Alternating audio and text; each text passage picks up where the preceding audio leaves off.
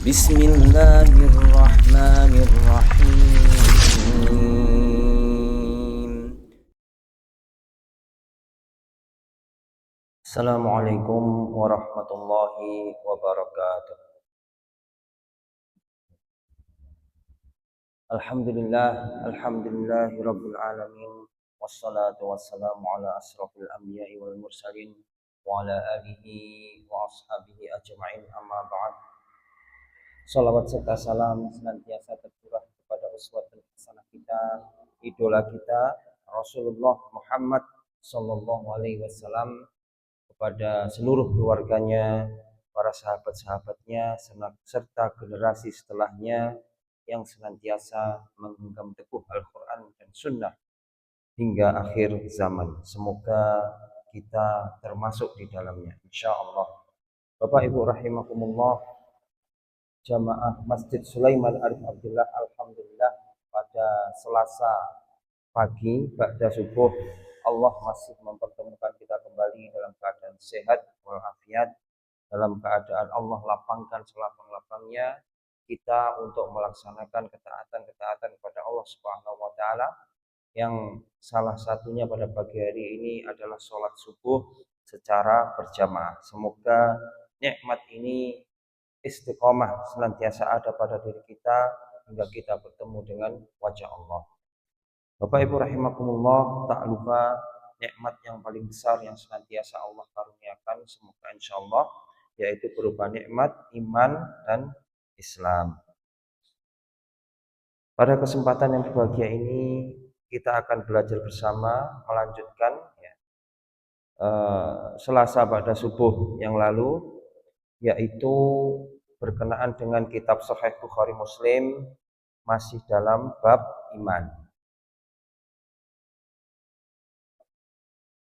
Wah, alhamdulillah ini hujan gitu. Cuacanya hujan, dingin. Allahumma sayyiban nafi'an.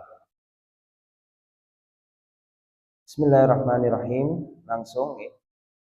Diriwayatkan dari Abu Hurairah radhiyallahu anhu, katanya sesungguhnya Rasulullah Shallallahu alaihi wasallam telah bersabda, tanda-tanda orang munafik ada 3 perkara, yaitu apabila berbicara dia berbohong, apabila berjanji dia ingkari, dan apabila diberi amanah dia mengkhianati. Bapak Ibu rahimakumullah, pada hadis yang sebelumnya, pada hadis yang lalu, tanda-tanda orang munafik itu ada 4, ya, ditambah 1, yaitu apabila berselisih dia berbuat jahat. Artinya dalam hadis yang sekarang ini, yang kita bahas sekarang ini lebih spesifik lagi. Kalau kemarin 4, sekarang 3, ini lebih spesifik lagi. Dan ini adalah perilaku yang kebiasaan, ya, merupakan kebiasaan orang-orang munafik. Dan itu memang disengaja, memang orangnya seperti itu. Kalau misalnya kita itu, ya naudzubillah min dzalik, entah itu kita sadari atau mungkin spontanitas atau menapa niku guyon, nah itu insya Allah tidak termasuk pada orang-orang yang munafik, insya Allah. Semoga Allah jauhkan kita. Yaitu kami ulangi, tandanya yang pertama adalah apabila berbicara dia berbohong.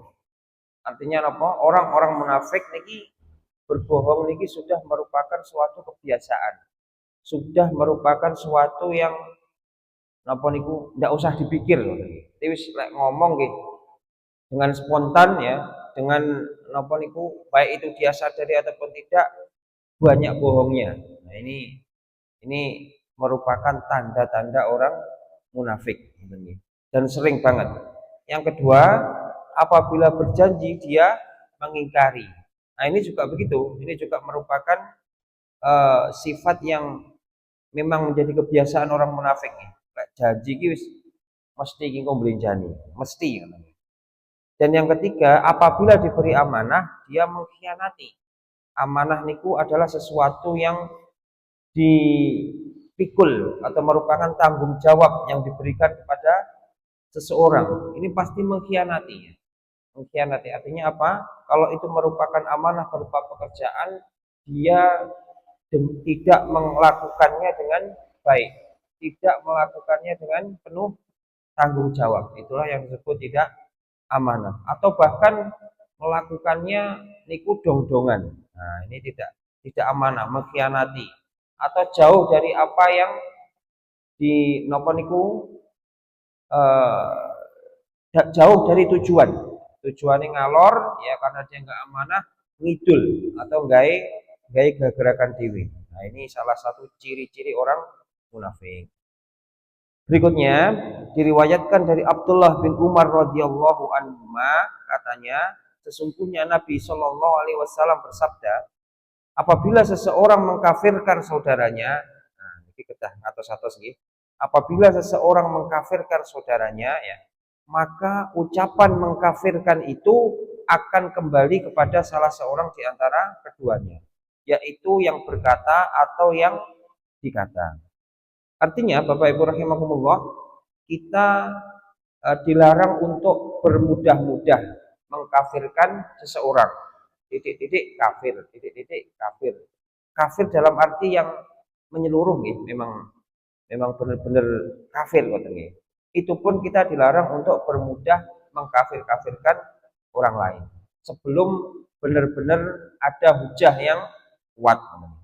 Kalau ngapunten misalnya memang non muslim ya itu ya memang kafir gitu. Harus mantap lah nih.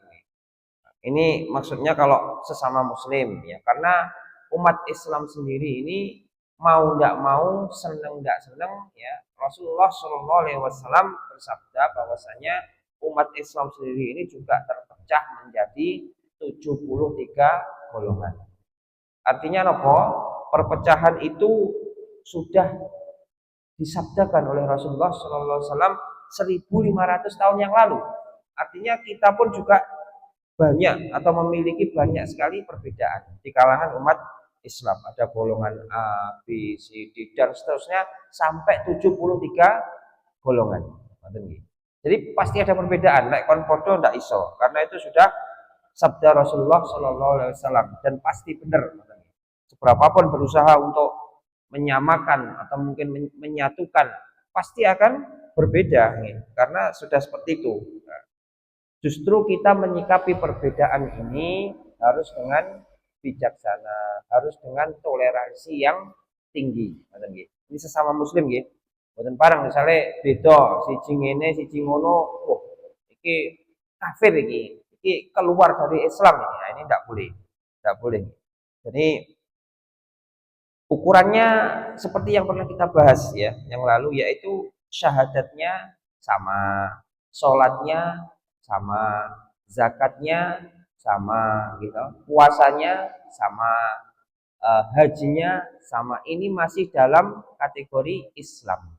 Kalau amalan-amalan yang lain itu bisa jadi berbeda atau banyak sekali perbedaan dan itu kita harus mengedepankan apa? Toleransi, mengedepankan saling menghormati.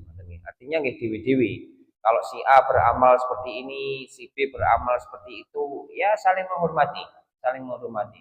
Karena bisa jadi ya seseorang itu dikuatkan dengan suatu amal ya, kemudian orang yang lain juga dikuatkan dengan suatu amal yang lain. Jadi nggak bisa sama. Oke. Berikutnya kami lanjutkan. Diriwayatkan dari Abu Dzar radhiyallahu anhu katanya beliau mendengar Rasulullah Shallallahu alaihi wasallam bersabda, seseorang yang mengaku keturunannya selain dari ayahnya ya, mengaku keturunannya selain dari ayahnya padahal dia mengetahuinya, pastilah dia kafir, yaitu mengingkari nikmat dan kebaikan, tidak memenuhi hak Allah dan hak ayahnya. Siapa mengaku sesuatu yang bukan menjadi miliknya, maka dia tidak tergolong dari golongan kami dan hendaknya dia mempersiapkan tempatnya di neraka. Siapa memanggil seseorang dengan kafir atau menyatakan musuh Allah, ya, padahal sebenarnya tidak demikian, maka tuduhan itu akan kembali kepada dirinya. Pada hadis ini ada 2 poin ya, ada 2 poin penting. Yang pertama adalah dilarang ya mengaku keturunannya selain dari ayahnya. Ini pripun nggih? Gampangnya ngaten. Gampangnya misalnya si A punya ayah si B. Qadarullah nggih Ustaz. Qadarullah si B atau ayahnya ini akhlaknya buruk, perilakunya buruk. Terus pokoknya orangnya ndak karu-karuan lah. Napa bahasane? Gai isin, bikin malu nih. Punya seorang ayah yang bikin malu atau memalukan, terus tidak baik, jelek ngoten nggih. Kemudian si A ini karena keburukannya atau kejelekan dari ayahnya tadi, si A ini menyatakan bahwasannya atau mengingkari, wah kowe iki jenengan niku uduk bapakku. Ini qadarullah dua orang ini berbalik nih, berbalik kondisi nih. Sing bapak emang elek ya, perilakunya jelek. Qadarullah anaknya ini api. Anak ini api, anaknya ini soleh. Ya. Ini pun ya di dalam hadis tadi dilarang. Dilarang untuk mengingkari atau napa niku menapa niku namine wis mengingkari niku nggih wis kowe iki uduk bapakku wong aku ngene aku apik kok sampean elek berarti sampean itu bukan bapakku, itu dilarang ya. Seberapapun ya, kalau perlu seorang kafir sekalipun ya, misalnya bapaknya kafir qadarullah anaknya seorang muslim, itu tetap ya seorang anak harus mengakui, harus menggantungkan namanya kepada bapaknya. Seperti salah satu contoh sahabat adalah Ali bin Abi Thalib. Abi Thalib niku kafir, kafir. Sampai dengan meninggal beliau belum berkenan untuk masuk Islam. Sementara Ali radhiyallahu anhuma itu adalah seorang yang soleh, seorang yang salah satu dari 10 orang yang dijamin surga. Pun demikian, Ali radhiyallahu anhuma tetap menyandarkan namanya kepada bapaknya, tetap mengakui Abi Thalib sebagai bapaknya. Makanya di dalam penyebutan nama itu nyambungnya ke bapaknya, Ali bin Abi Thalib. Nah, seperti itu nggih. Seberapapun kondisinya, kalau itu memang bapaknya, harus diakui napa niku sebagai bapaknya. Di zaman sekarang ini, Bapak Ibu rahimakumullah, dalam penyebutan nama nggih, sebaiknya ya seorang muslim itu berhati-hati. Ada kebiasaan orang-orang kafir ya yang menyandarkan nama itu kepada nama suaminya. Misalnya napa niku? Bapaknya namine Paijo ngoten nggih. Menikah dengan seorang wanita padahal namine sinten mak namine? Namine Susi ngoten nggih. Apunten nek menawi enten yang sing sami nggih.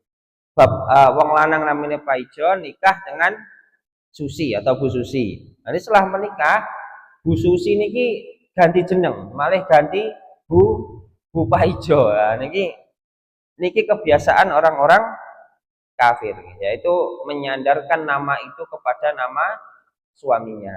Nah, ini sebaiknya kita menghindari. Tetap nama itu kalau toh itu disandarkan, kalau itu disambungkan nasabnya itu kepada bapaknya. Misalnya Bu Susi nggih menikah dengan siapapun tetap Bu Susi.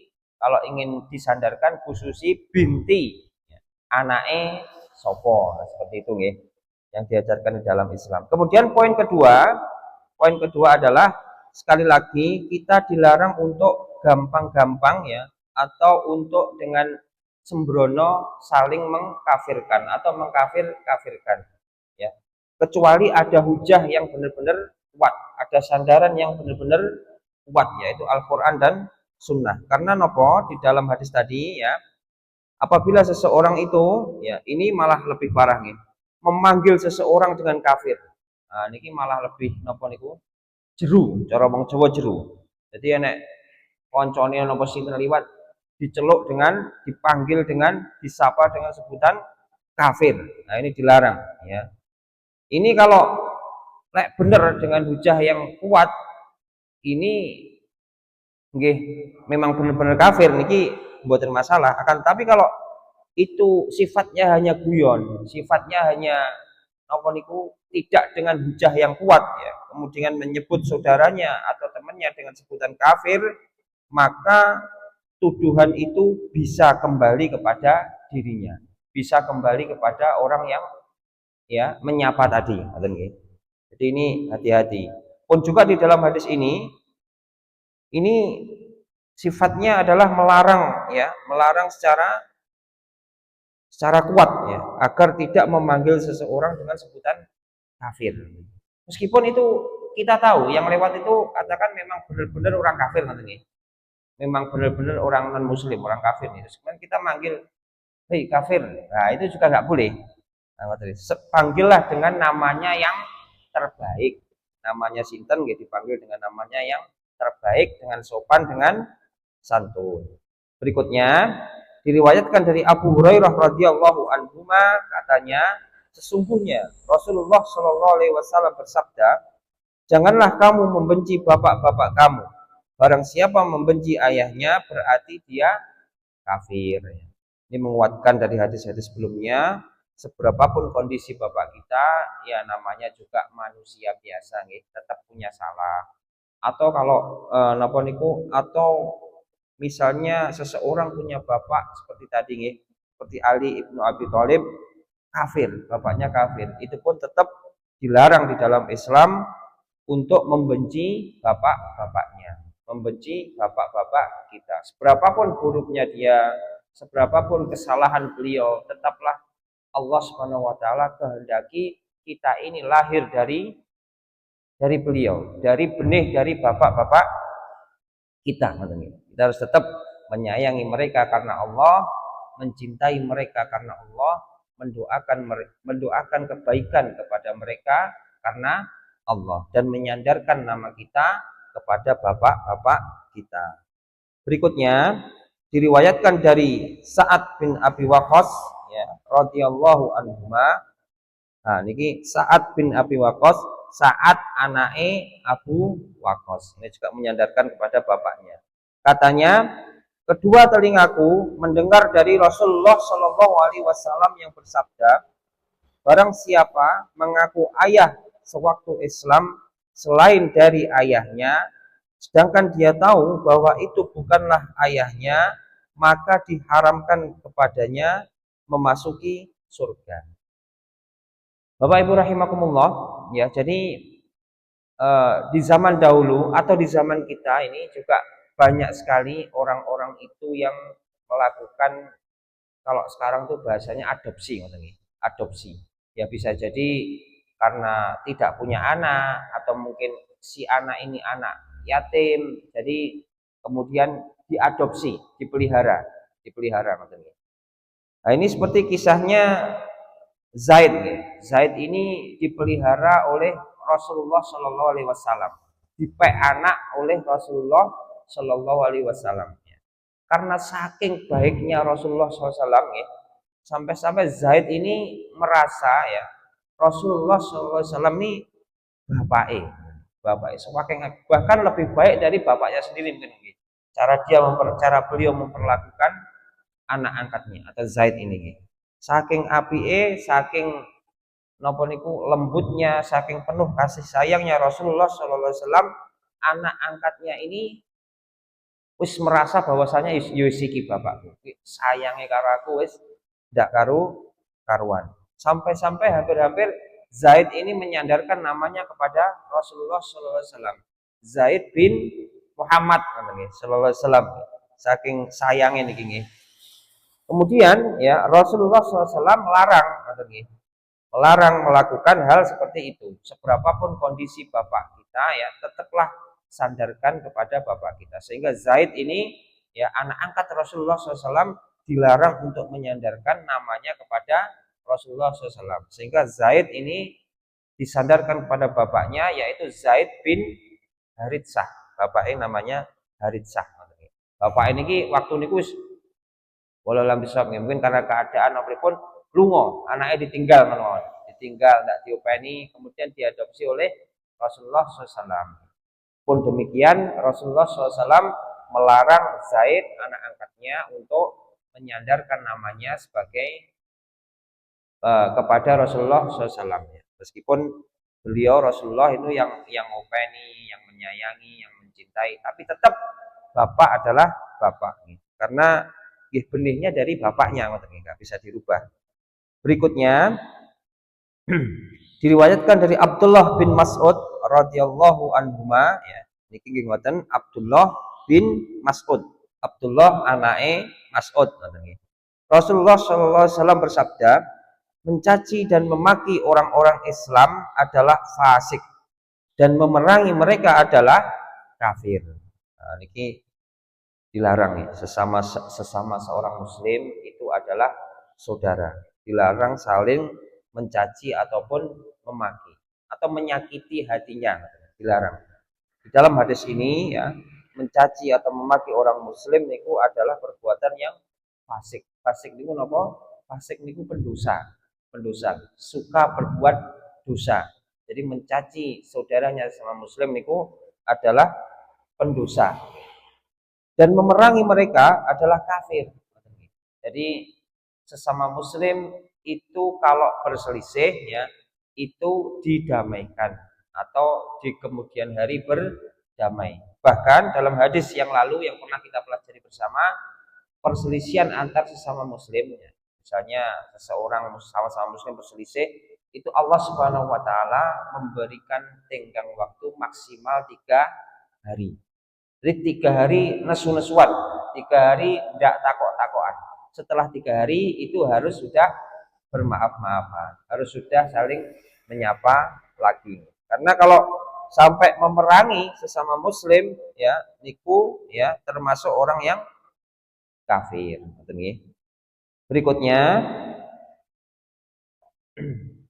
diriwayatkan dari Jarir radhiyallahu anhu katanya Nabi Shallallahu alaihi wasallam telah bersabda kepadaku sewaktu haji wada. Haji wada ini haji terakhir ya, supaya menyuruh orang banyak diam. Setelah orang banyak diam, Nabi bersabda, janganlah kamu kembali menjadi orang-orang kafir sepeninggalku ya dengan memukul-mukul leher di antara satu sama lain di kalangan kamu. Ini dalam haji wada ya, Rasulullah Shallallahu Alaihi Wasallam itu semasa hidupnya beliau berhaji 1 kali, yaitu di haji wada nih, di haji terakhir. Ya, di haji terakhir ini Rasulullah Shallallahu Alaihi Wasallam mewanti-wanti kepada sahabatnya agar tidak kembali kepada kekafiran. Dan salah satu napa niku tindakan atau napa niku nggih perilaku kekafiran ya pada zaman dahulu adalah dengan memukul-mukul leher di antara satu sama lain di kalangan kamu. Kalau dalam bisawab niku napa gulune ditepuk-tepuk ngoten napa pripun? Nggih, walau alam bisawab ini salah satu perilaku kekafiran pada zaman dahulu. Intinya napa? Intinya Rasulullah Shallallahu Alaihi Wasallam berpesan agar sepeninggal beliau itu para sahabat tidak kafir atau tidak kembali kafir. Berikutnya diriwayatkan dari Zaid bin Khalid Al-Juhani radhiyallahu anhu katanya Rasulullah Shallallahu Alaihi Wasallam mendirikan sholat bersama kami di Hudaybiyah. Setelah hujan turun pada malam tersebut.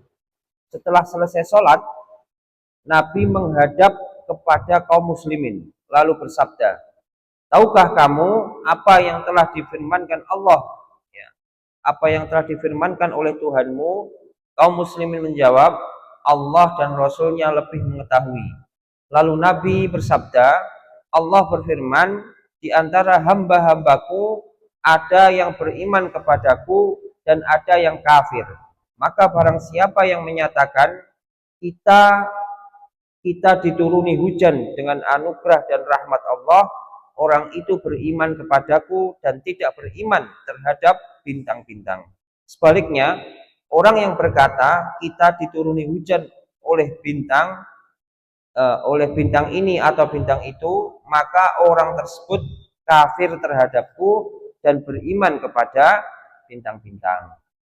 Bapak Ibu rahimakumullah, jadi alhamdulillah niki nggih pas hujan nggih. Jadi nggih seperti kados ngeten niki nggih, pas hujan ya. Ini Rasulullah sallallahu alaihi wasallam berpesan bahwasanya hujan itu adalah rahmat.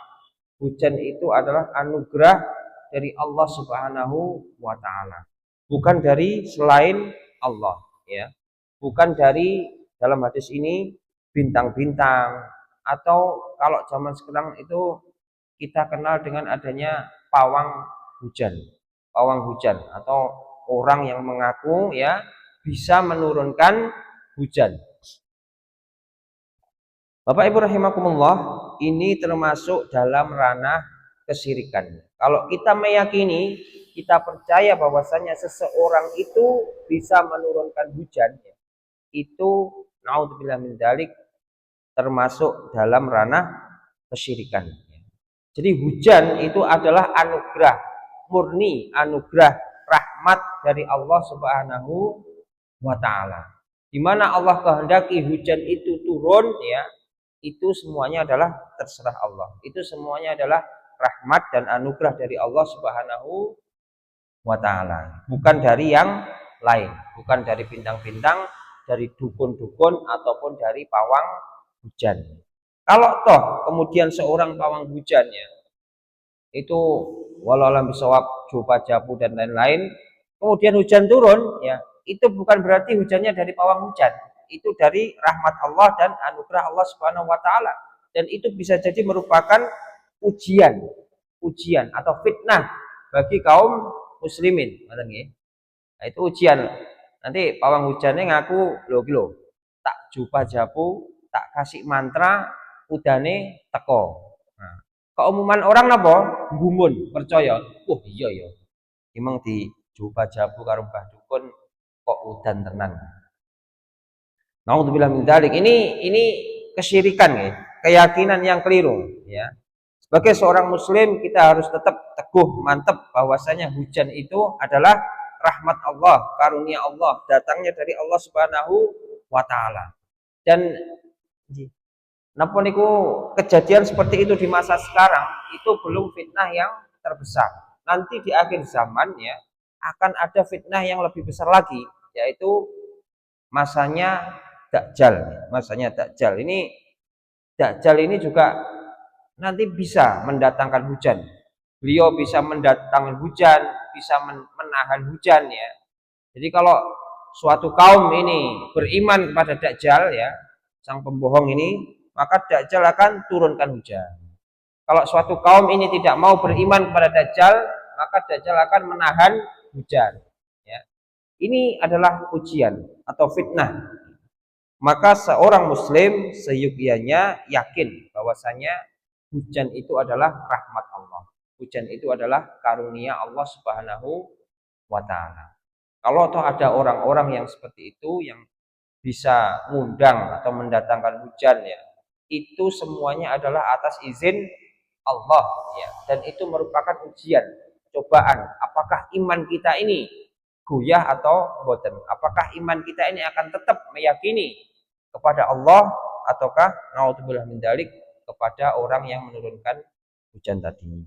Berikutnya diriwayatkan dari Anas radhiyallahu anhu katanya Rasulullah shallallahu alaihi wasallam bersabda, tanda orang munafik adalah membenci sahabat Ansor dan tanda orang mukmin adalah mencintai sahabat Ansor. Niki di zaman Rasulullah Shallallahu Alaihi Wasallam ya. Jadi sahabat Ansor niku adalah orang-orang Madinah ya. Orang-orang kalau dulu namanya Yatsrib, orang-orang asli ya. Sementara sahabat Muhajirin itu adalah orang-orang pendatang dari Mekah keumumannya ini. Nah ini pada waktu itu ya Rasulullah SAW mengatakan bersabda bahwasanya barang siapa yang membenci sahabat Ansor atau orang-orang asli Madinah itu termasuk salah satu tanda kemunafikan. Berikutnya hadis Al-Barra radhiyallahu anhu bahwa Nabi telah bersabda mengenai golongan Ansor. Golongan Ansor tidak dicintai oleh orang lain kecuali orang yang beriman, dan mereka tidak dibenci oleh orang lain kecuali orang yang munafik. Siapa yang membenci mereka, maka Allah akan mencintainya. Siapa yang membenci mereka, ngapunten, kami ulang. Siapa yang mencintai mereka, maka Allah akan mencintainya. Dan siapa yang membenci mereka, maka Allah akan membencinya. Jadi di zaman sekarang pun ya, ini sahabat Ansor ini juga ada beberapa yang perawi atau merawikan sebuah hadis. Nah, ini kita pun juga tidak boleh pilih-pilih. Oh, iki hadisnya teko sahabat Ansor atau sahabat orang-orang asli Madinah. Wah, iki kita ingkari atau kita jauhi. Nah, ini juga dilarang. Ya. Karena sahabat Ansor ini juga adalah sahabat Rasulullah SAW yang Rasulullah SAW perintahkan kita untuk mencintainya. Berikutnya diriwayatkan dari Abdullah bin Umar radhiyallahu anhuma, katanya Rasulullah SAW telah bersabda, wahai kaum wanita, nah niki ibu-ibu nggih, untuk ibu-ibu khusus, bersedekahlah kamu dan perbanyakkanlah istighfar, yaitu memohon ampun, karena aku melihat kaum wanita lah yang lebih banyak menjadi penghuni neraka. Seorang wanita yang cukup pintar di antara mereka bertanya, wahai Rasulullah, kenapa kami, ya, maksudnya kaum wanita, yang lebih banyak menjadi penghuni neraka? Rasulullah Shallallahu Alaihi Wasallam bersabda, kamu atau kaum wanita banyak mengutuk dan mengingkari suami. Aku tidak melihat mereka yang kekurangan akal dan agama yang lebih menguasai pemilik akal dari golongan kamu. Wanita itu bertanya lagi, wahai Rasulullah, apakah maksud kekurangan akal dan agama itu?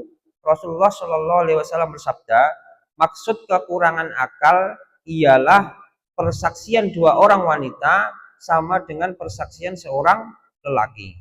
Inilah yang dikatakan kekurangan akal.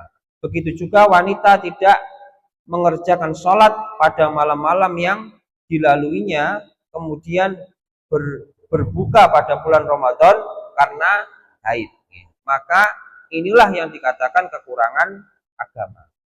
Bapak Ibu rahimakumullah, jadi seorang wanita atau seorang istri ya, ini masuk neraka bukan karena dia tidak sholat, bukan karena dia tidak puasa atau ibadah-ibadah yang lain. Akan tetapi kebanyakan wanita itu masuk neraka karena mengutuk dan mengingkari suami.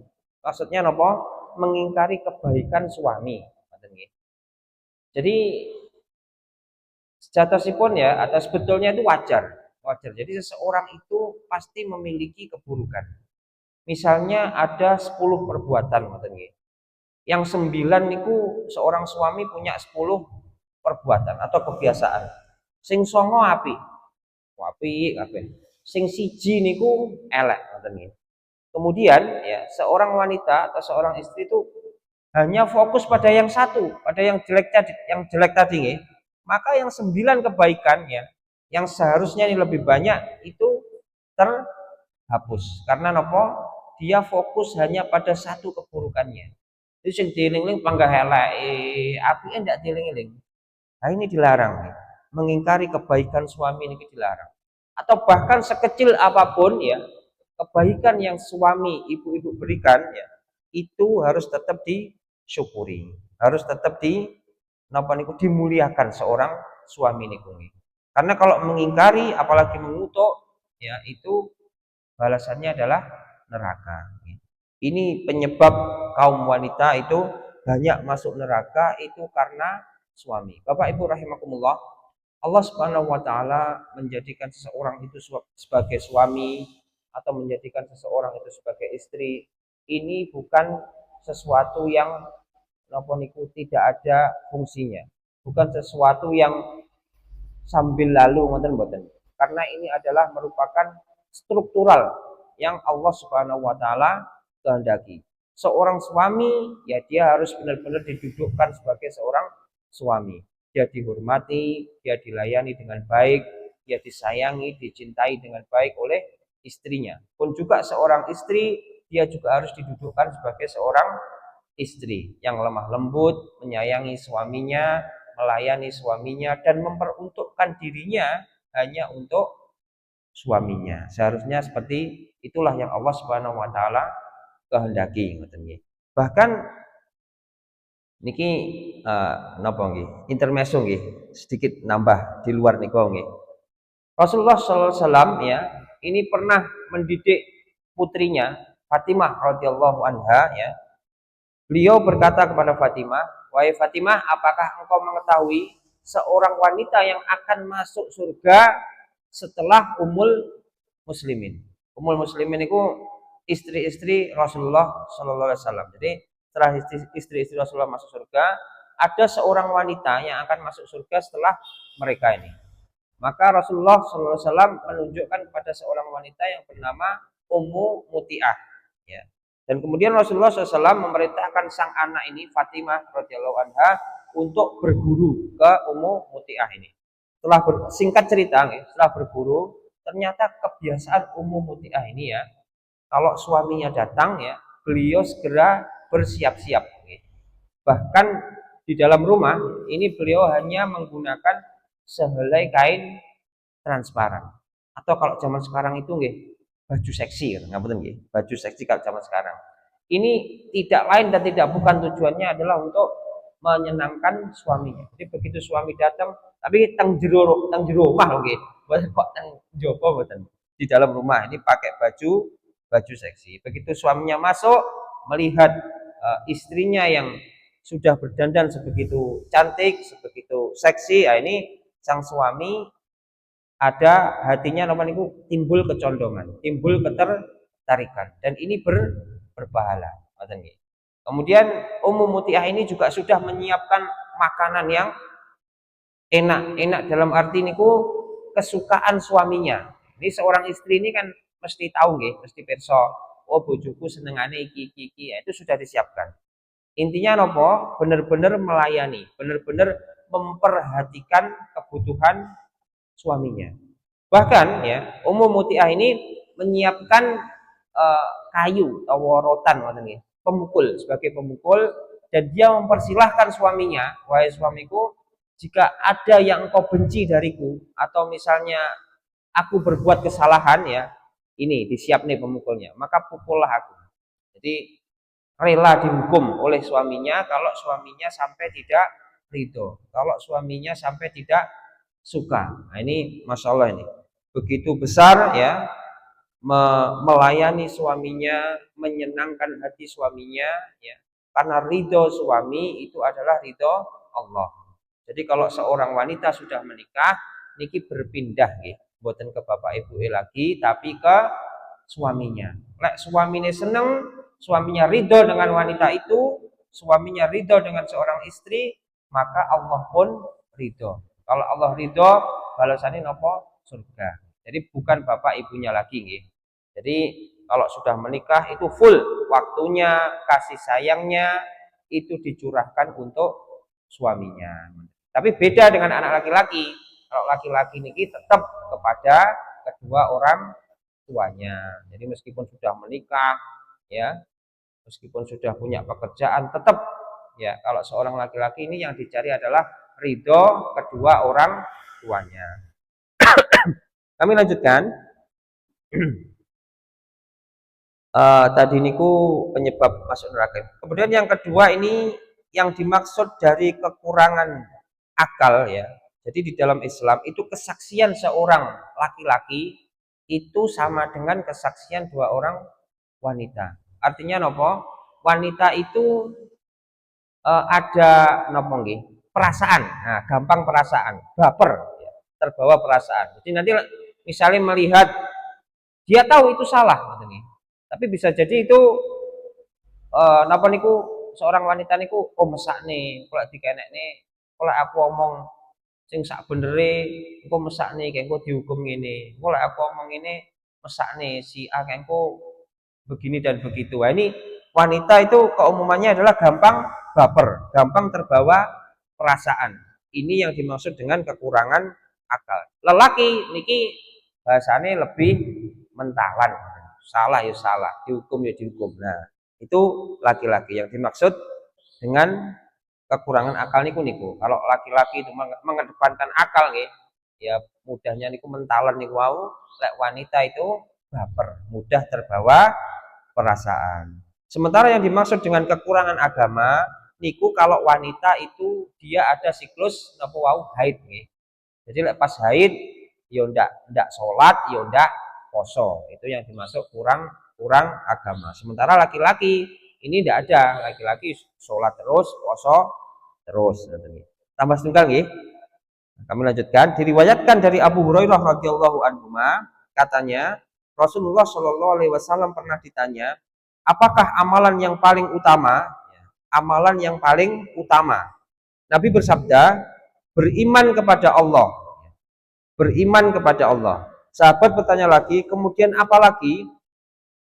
Rasulullah Shallallahu alaihi wasallam bersabda, jihad di jalan Allah. Dan sahabat bertanya lagi, kemudian apa? Rasulullah Shallallahu alaihi wasallam bersabda, haji mabrur. Haji mabrur. Niki kami ulangi adalah amalan yang paling utama. Yang paling utama. Paling utama niku napa nggih? Sing pertama lah. Sing pertama niku nggih beriman kepada Allah ya. Ini wajib beriman kepada Allah Subhanahu wa taala dan konsekuensi dari iman ya, konsekuensi dari bersyahadat itu tentunya sangat berat. Kemudian tadi jihad di jalan Allah. Jihad niku nggih berjuang nggih. Berjuang niku banyak nggih. Perang niku nggih berjuang. Kita berdakwah niku nggih berjuang. Kita menuntut ilmu niku nggih berjuang. Kita berdakwah dengan tetangga kita, serawung dengan tetangga kita, mengenalkan Islam, mengenalkan akhlak Islam niku nggih berjuang. Jadi jihad niku berjuang di jalan Allah. Berjuang agar intinya agar agama Allah ini, agar Islam ini menjadi yang nomor satu di muka bumi, menjadi yang paling tinggi di muka bumi. Kemudian amalan yang utama berikutnya adalah haji mabrur, haji yang diterima. Jadi haji yang diterima niki ada syarat-syaratnya, yaitu salah satunya adalah yang berhaji ini menggunakan harta yang halal ya, kemudian melakukan rukun-rukun haji secara sempurna. Kemudian tidak ada hal-hal yang dilarang oleh Allah Subhanahu wa taala dalam melakukan haji dan lain sebagainya. Sehingga hajinya adalah haji yang mabrur. Ini juga merupakan amalan yang utama. Demikian Bapak Ibu rahimakumullah, sedikit yang bisa kita pelajari bersama pada kesempatan yang berbahagia ini. Semoga Allah Subhanahu wa taala meneguhkan keimanan kita, memudahkan kita, menjaga kita senantiasa dalam berislam hingga kita bertemu dengan wajah Allah Subhanahu wa taala. Amin amin ya rabbal alamin. Ada kurang lebihnya saya mohon maaf. Monggo bersama-sama kita tutup dengan doa kafaratul majelis. Subhanakallahumma wa bihamdika asyhadu alla ilaha illa anta astaghfiruka wa atubu ilaik. Wassalamualaikum warahmatullahi wabarakatuh. أضفيت على الحسن العبقى